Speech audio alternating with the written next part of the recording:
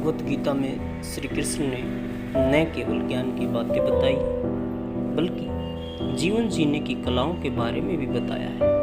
भगवान श्री कृष्ण ने अर्जुन को गीता का उपदेश दिया, वह हर मनुष्य के लिए प्रेरणा स्रोत साबित हो सकता है।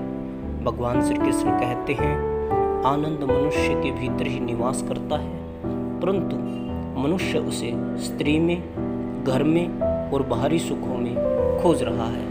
श्री कृष्ण कहते हैं कि भगवान की उपासना केवल शरीर से ही नहीं बल्कि मन से करनी चाहिए।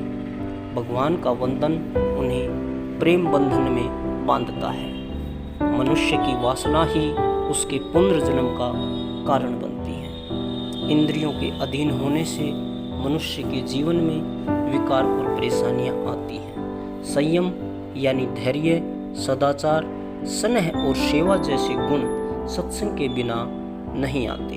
श्री कृष्ण कहते हैं कि मनुष्य को वस्त्र बदलने की आवश्यकता नहीं, आवश्यकता है तो हृदय परिवर्तन की। जवानी में जिसने ज़्यादा पाप किए हैं उसे बुढ़ापे में नींद नहीं आती। भगवान ने जिसे संपत्ति दी है उसे गाय अवश्य रखनी चाहिए। जुआ, मदिरा पान, अनैतिक संबंध, हिंसा, असत्य, मद, अशक्ति और निर्दयता, इन सब में कलयुग का वास होता है। अधिकारी शिष्य को अच्छा गुरु अवश्य मिलता है। श्री कृष्ण कहते हैं कि मनुष्य को अपने मन को बार बार समझाना चाहिए कि ईश्वर के सिवाय उसका कोई नहीं है। साथ ही यह विचार करना चाहिए कि उसका कोई नहीं है, साथ ही वह किसी का नहीं है।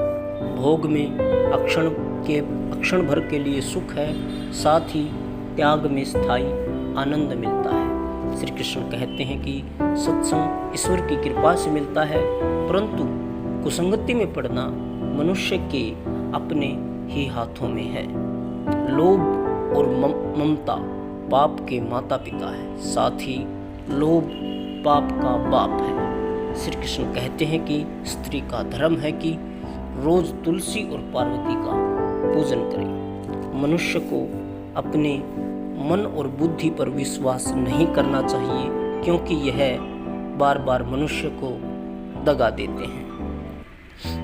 यदि पति पत्नी एक पवित्र जीवन बिताएं तो भगवान पुत्र के रूप में उनके घर आने की इच्छा रखते हैं। भगवान इन सभी कसौटियों पर कसकर जांच परख कर ही मनुष्य को अपनाते हैं। जय श्री कृष्ण।